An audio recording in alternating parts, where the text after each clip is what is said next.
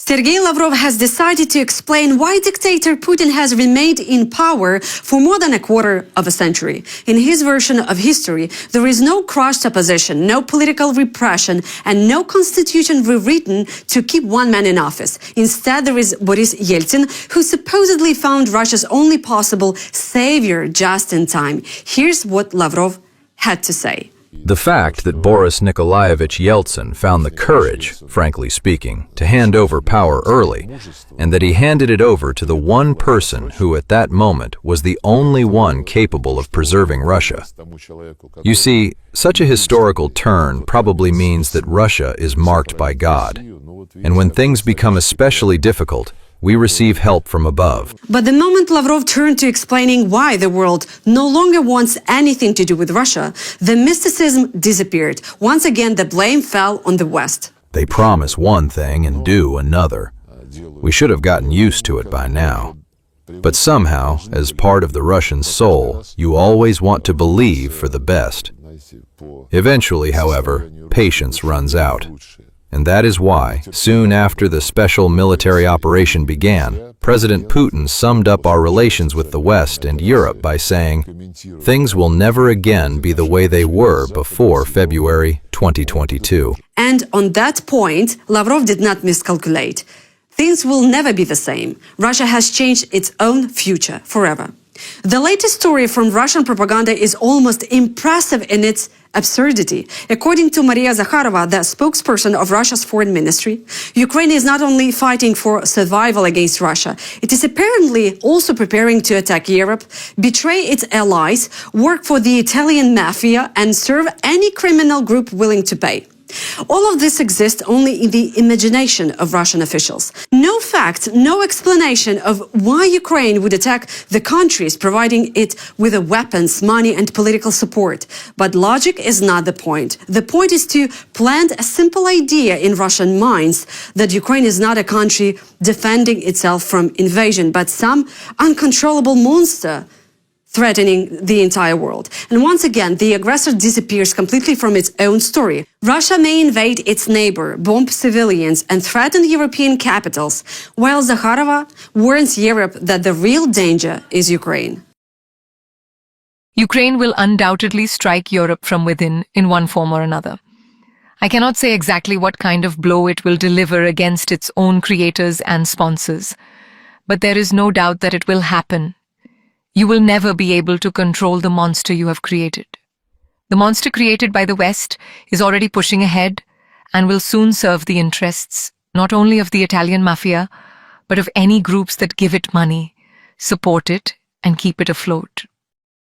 Russia insists it's not preparing a new wave of mobilization, despite growing rumors that another collapse could follow the September elections. Dmitry Medvedev, deputy chairman of Russia's Security Council, dismissed the reports as an attempt to create panic and destabilize the country. He claimed that Russia's military needs are being fully covered by volunteers and contract soldiers.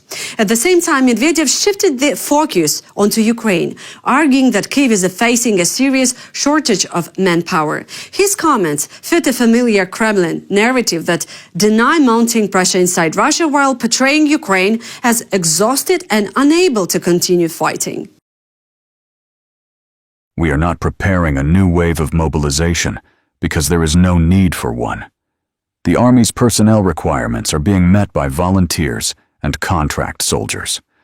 Reports circulating online are false and are intended to create panic inside Russia. Ukraine itself is facing a shortage of manpower. There is simply no one left to fight there, while people are being caught, beaten, and forced onto buses. The Kremlin is trying to present three separate developments as a part of one wider confrontation with Ukraine.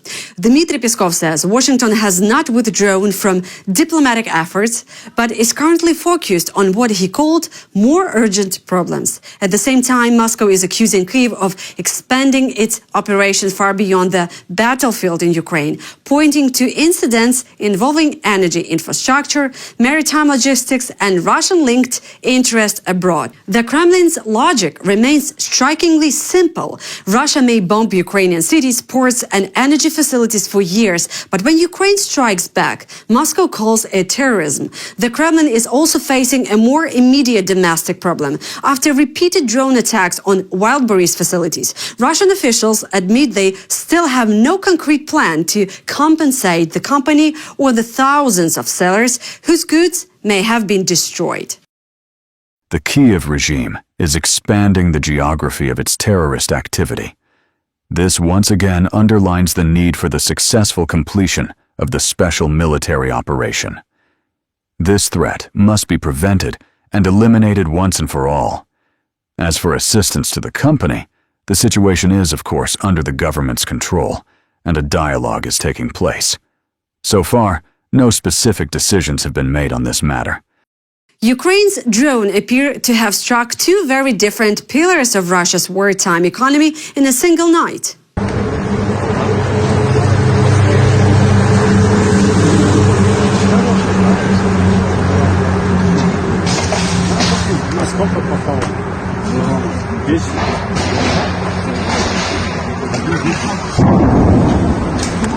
In the Ryazan region, a major Wildberries logistics hub was caught in flames, while local reports also pointed to an attack on the Rosneft-operated oil refinery nearby. Russian authorities confirmed fires in industrial areas, though they did not identify the facilities. Wildberries later restricted access to its Ryazan sorting center.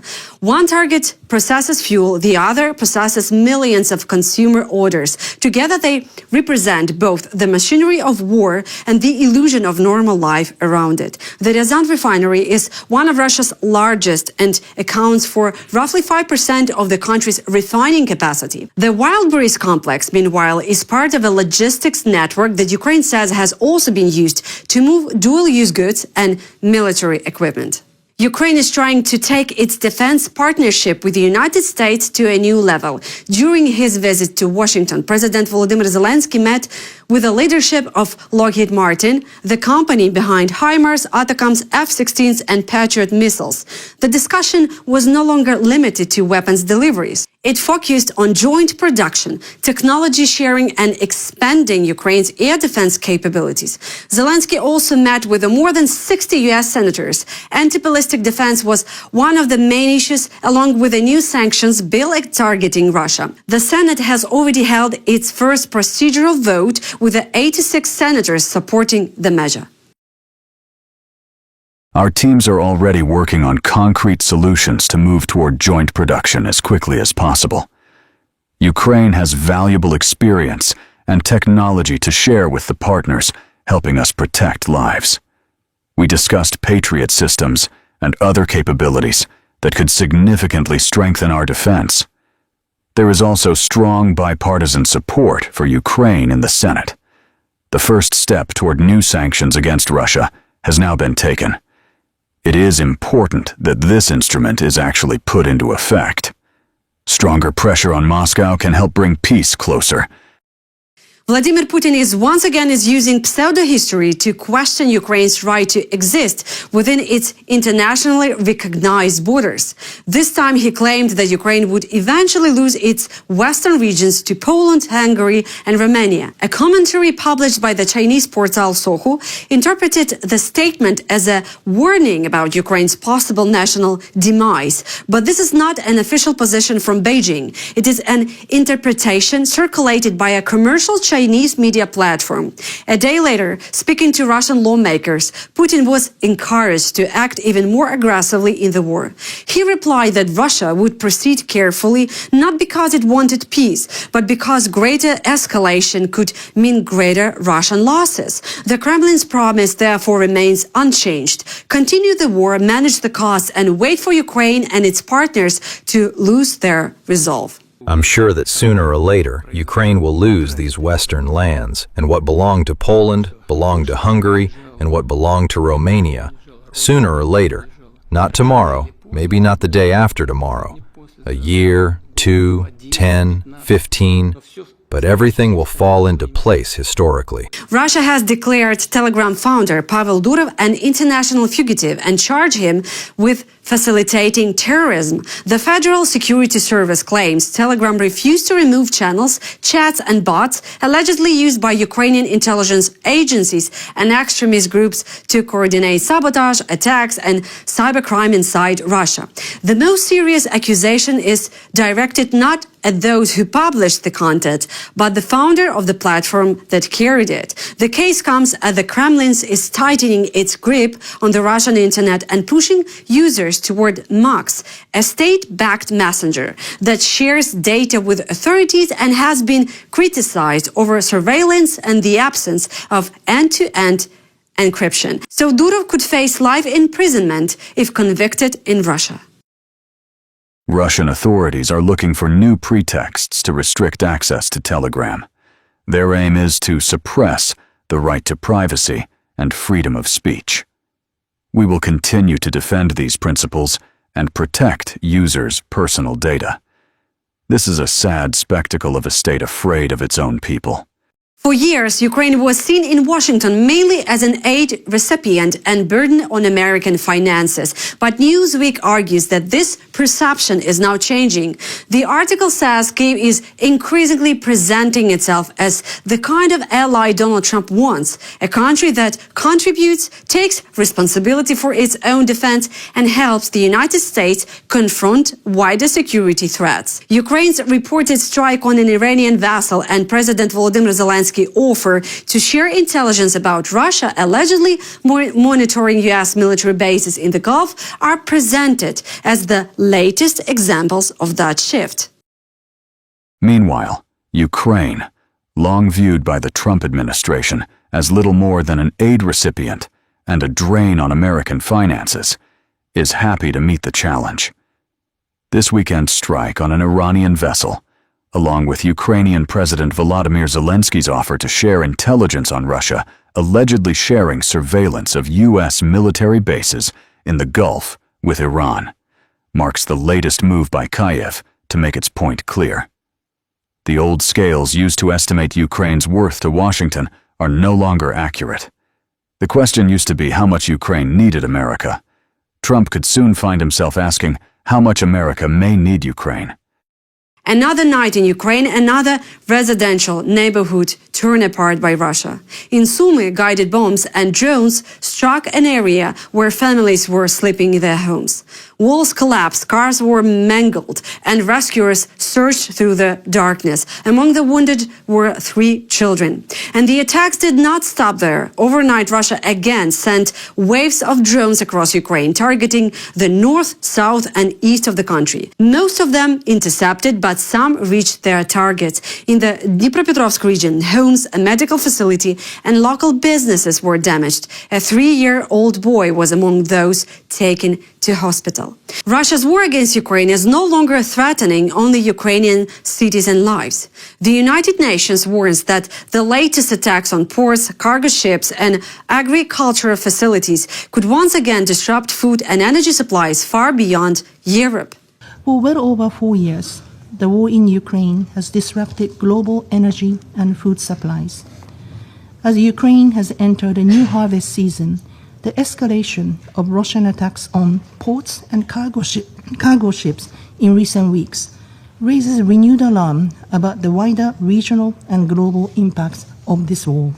Ukraine is one of the world's major food exporters, but Russia is increasingly striking not only ports, but also grain terminals, fields, agriculture equipment, and crops ready to be shipped abroad. In addition to attacks on ports and civilian ships, the Russian Federation has also intensified attacks on Ukraine's food industry infrastructure, agricultural equipment and fields, destroying crops ready for harvest and export. 4 out of the 13 major grain terminals in Odessa region ports have reportedly suspended their grain purchases due to threat of attacks. The danger is also changing the way humanitarian organizations operate inside Ukraine. Aid workers are forced to move warehouses, reconsider routes, and constantly decide whether it is safe to reach people in need.